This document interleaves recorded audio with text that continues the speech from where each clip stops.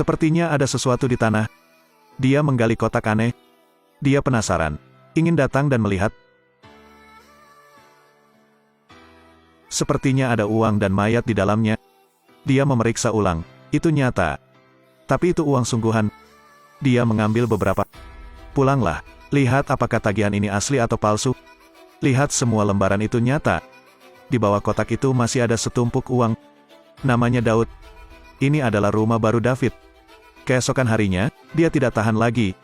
Datang di belakang menggali tanah. Ambil semua uang di dalamnya. Semua $4 juta. Dia mengambil beberapa lembar dan menyimpan sisanya di gudang. Saat dia tidur, hal-hal aneh muncul. Di lantai bawah terdengar ketukan di pintu. Dia takut uang itu akan ditemukan. Dia mengambil tongkat untuk melihat.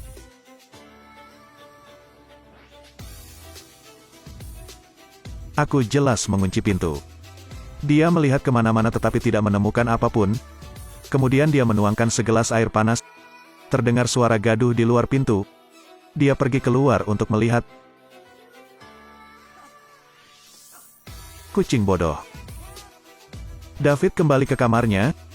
Dia membuka lemari besi. Uang itu masih ada.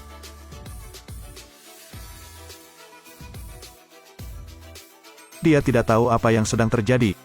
Bukankah ini mayat di tanah? Dia mengambil tongkat lagi.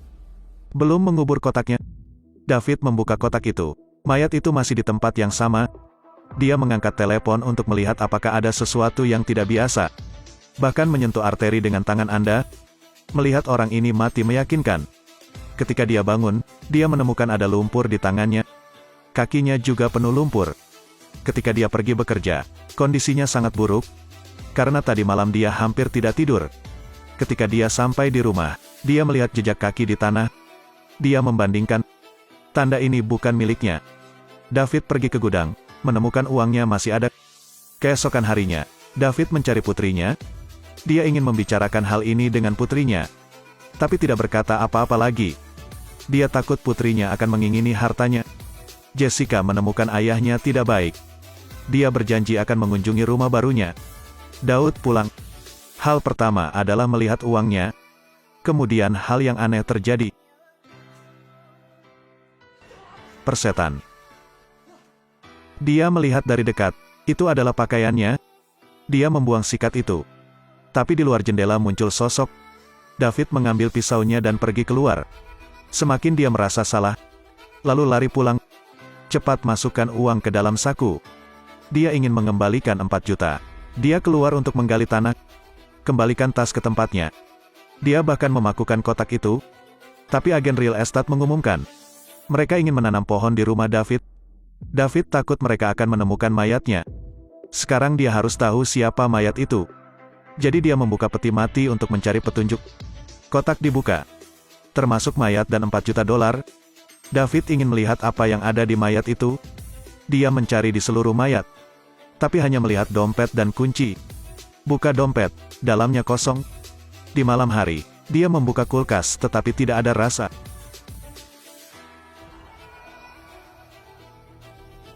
Halo.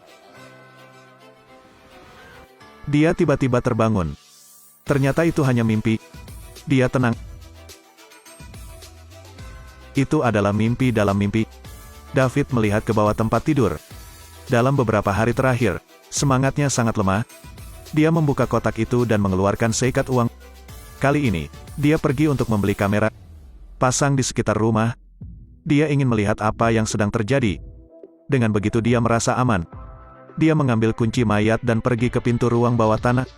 Pintu ini tetap terkunci sejak dia pindah. Dia belum masuk ke sana. Kunci ini sebenarnya bisa terbuka. David menyalakan ruang bawah tanah. Melihat sekeliling, dia melihat banyak kantong plastik. Dia ingin melihat apa yang ada di dalamnya. Itu semua mayat. Apa yang sedang terjadi? Dia memberitahu polisi. Tapi akhirnya menyerah. Karena dia tidak mau menyerahkan 4 juta lainnya. Setelah diselidiki, itu pasti bukan miliknya. Di malam hari, sebuah bayangan muncul di kamera. Peringatan itu terdengar. David bangun dan berjalan ke layar. Tapi tiba-tiba listrik padam. Dia menunggu beberapa saat. Akhirnya mendapat listrik. Mayat itu berdiri di luar pintu. Gunakan kepalamu untuk mengetuk pintu. Lalu dia menggelengkan kepalanya. David tidak bisa menahannya. Yang hidup takut pada yang mati. Dia mengambil tongkat itu dan pergi keluar. Ketika dia sampai di pintu, dia ditusuk oleh kaca dan kakinya berdarah. Dia sangat marah. Karena mayat ini, banyak malam tanpa tidur. Hari ini dia harus memukulnya dengan tongkat. David membuka kotak itu di tengah hujan. Mayat tergeletak di dalam. Dia marah. Tarik mayatnya. Dia merasa pria ini masih hidup dan ingin mengolok-oloknya. Jangan menggodaku lagi. David tidur dengan mayat ini sepanjang malam. Dia dengan cepat berdiri. Hujan kemarin tidak turun di wajah jenazah. Ini akan terlambat untuk bekerja. Dia bergegas mengganti jasnya. Hari ini dia mendapat promosi di tempat kerja. Tapi baru menyalakan mobil.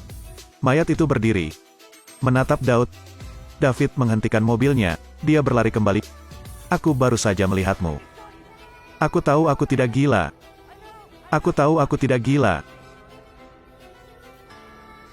Kakinya sakit, jadi David agak kesulitan berjalan. Mayat itu masuk kembali ke dalam lubang. Sebelum masuk, dia tersenyum pada David. Ketika dia sampai di sana, David akan menjadi gila.